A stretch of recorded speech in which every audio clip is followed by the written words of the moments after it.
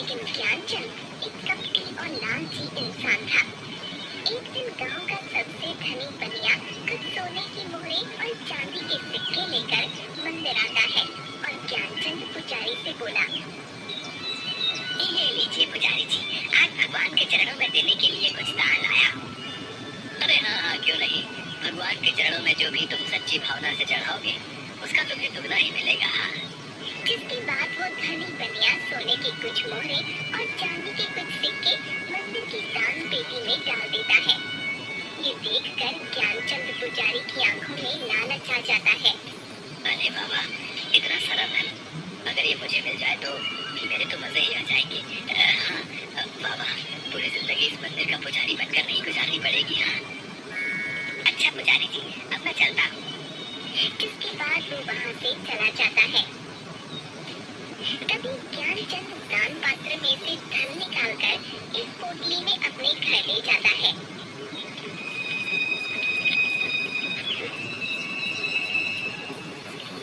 तभी उसकी पत्नी, अरे आज आप इतनी जल्दी मंदिर से आ गए, ये आप क्या लाए हैं जी?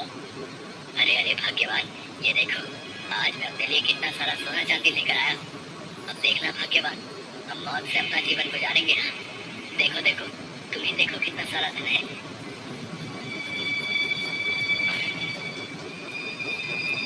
अच्छा, अब हम यहाँ और नहीं रह सकते, हमें यहाँ से जाना होगा। चलो यहाँ से। अरे ये क्या बोल रहे हैं आप? आखिर हम जाएंगे कहाँ? मेरे तो कुछ समझ नहीं आ रहा।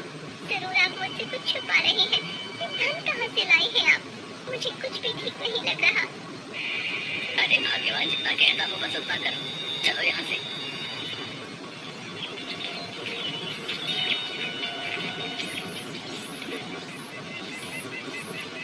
थोड़ी दूर चलने पर वो एक जंगल में पहुंचे, जहाँ उसे एक घास से बनी झोपड़ी दिखाई दी।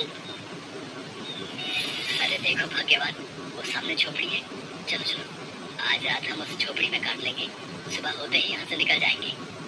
ठीक है जी, जैसा आप ठीक समझें। तभी दोनों उस झोपड़ी के अंदर जाते हैं।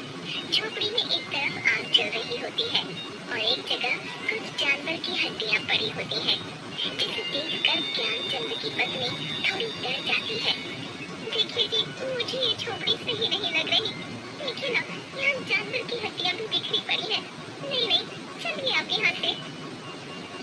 अरे भाग्यवान, अब इतनी रात को हम आखिर कहाँ जाएंगे? भाग्यवान, कहीं ऐसा ना हो कोई हमसे हमारा ये धन छीन ले।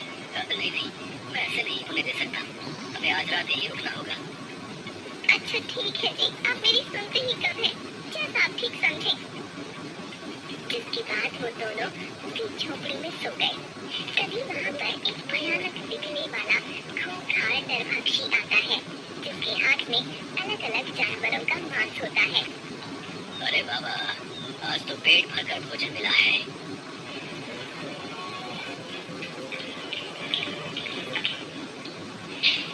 हाँ, आनंद आ गया।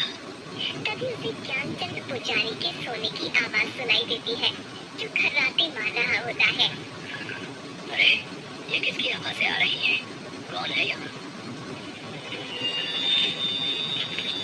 तभी वो देखता है पुजारी और उसकी पत्नी उसकी झोपड़ी में जमीन पर सो रहे होते हैं। अरे बाबा, आखिरकार मेरे लिए नया भोजन आ ही गया। बहुत दिन हो गए किसी इंसान का मांस नहीं खाया, और अब नर और मादा दोनों इंसानों का मांस खाने को मिलेगा।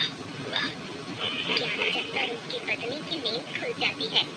वो दोनों उस नरभक्षी को देखकर हैरान हो जाते हैं और बुरी तरह डर जाते हैं। मैं तुम दोनों को खा जाऊंगा। आज मेरे पेट को भरपूर शांति मिलेगी। हाँ, मैं खूंखार नरभक्षी हूँ, मुझे इंसानों का मांस खाने में बहुत मजा आता है। हाँ। अरे अरे, हमें छोड़ दो, जाने दो। हमें नहीं पता था ये तुम्हारी झोपड़ी है। हमें रुकने के लिए शरण चाहिए थी, इसलिए झोपड़ी में आ गए। छोड़ दो, हमें जाने दो। मैं एक मंदिर का पुजारी हूँ और पूर्ण रूप से शाकाहारी हूँ, कभी मांस को हाथ नहीं लगाया है। ऐसे में तुम्हें हमें खाने में बिल्कुल भी मजा नहीं आएगा। छोड़ दो, हमें जाने दो। क्या कहा? तुम शाकाहारी हो? तुम दोनों को खाकर मुझे न स्वाद आएगा और न मजा, इसलिए मैं तुम दोनों को नहीं खाऊंगा। लेकिन तुम्हें इसके बदले में मेरे लिए जंगल से जानवर का मांस लाना होगा। जाओ और जाकर मेरे लिए मांस लेकर आओ। मेरी भूख को शांत करो, जाओ, वरना मैं तुम्हें ही खा जाऊंगा। हाँ हाँ, क्यों नहीं, हम दोनों अभी जंगल जाते हैं और तुम्हारे लिए किसी जानवर का मांस लेकर आते हैं।